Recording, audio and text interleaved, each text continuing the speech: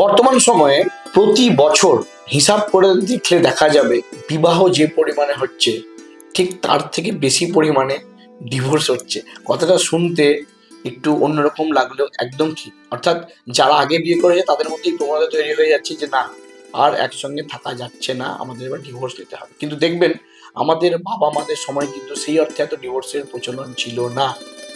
তো বন্ধুরা, যারা আপনারা আপনাদের ছেলে মেয়ের বিবাহ দিচ্ছেন বা আপনারা যারা নিজেরা বিয়ে করছেন, মাথায় রাখবেন বিয়ে করার পূর্বে আপনাদের জন্মছকে যেন মাঙ্গলিক দোষ না থাকে বা সপ্তম স্থান বা সপ্তম পতি কোনোভাবে পাপ পীড়িত না থাকে, তাহলে কিন্তু আপনাদের বিবাহিত জীবনে আসতে চলেছে ঘোর অন্ধকার, অর্থাৎ ডিভোর্স। তাই যারা বিয়ে করতে চলেছেন আগামী দিনে কোনো সঠিক জ্যোতিষীকে দিয়ে বিচার করিয়ে নেবেন আপনার সপ্তম ঘরে কোনো পাপগ্রহ যেন বসে না থাকে, পাপ গ্রহের দৃষ্টি না থাকে, এবং আপনার সপ্তমপতি যেন সঠিক জায়গায় থাকে বা আপনার যে দ্বারাকারক গ্রহ রয়েছে সে যেন ঠিকঠাক জায়গায় থাকে, যাতে আপনার অন্তত ডিভোর্সটা না হয়। কারণ এই ডিভোর্স নিয়ে বর্তমান সময়ে সবাই সমস্যার মধ্যে রয়েছে।